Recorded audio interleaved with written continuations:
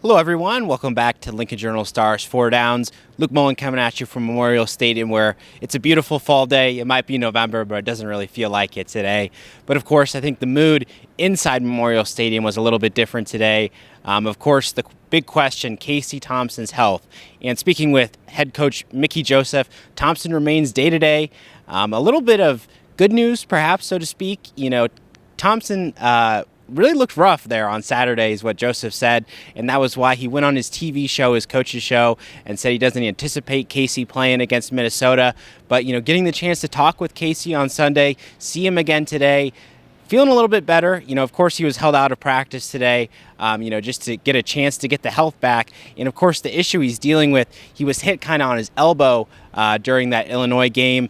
Couldn't really feel his fingers, couldn't, move his hand as much, kind of a sign of nerve damage there. So, of course, team doctors will be working carefully, to make sure he's okay, he's good to go, and fully healthy. But in the meantime, day-to-day is not necessarily a good designation for him. Yes, there's still a little bit of hope that he might be able to play there against Minnesota, but it seems to me like the team is going full steam ahead. Logan Smothers and Chubba Purdy as those two guys they're looking at, and a little bit of a guessing game for PJ Fleck, the opposing coach, to decide who's Nebraska really going to roll with. Obviously, Purdy was the guy who got out there the second half.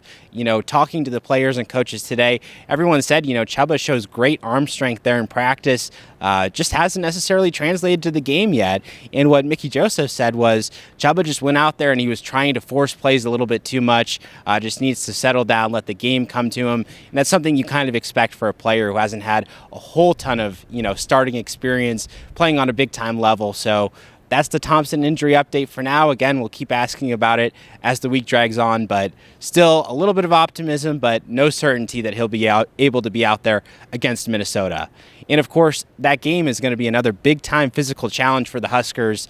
After dealing with Chase Brown, nation's leading rusher, Mohamed Ibrahim, another top running back, will be on the docket this week. Sixth-year guy, so is Tanner Morgan, their starting quarterback. So very experienced veteran players on that Minnesota team. Got a strong offensive line as well that's going to challenge this Nebraska defensive front.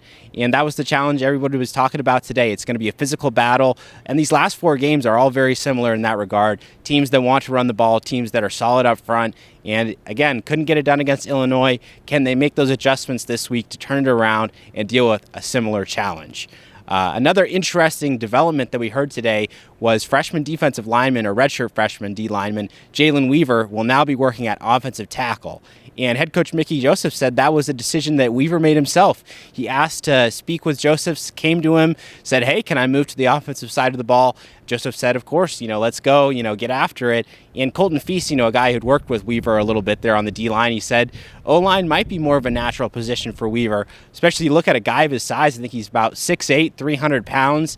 I mean, that's a guy at offensive tackle that can do a great job shutting down those D linemen. Might need to work on the agility a little bit, be able to move there with that size, but hadn't really gotten the chance to see the field make an impact along the defensive side of the ball. We'll see what he's able to do along the offensive line, working towards that goal over the next season or two.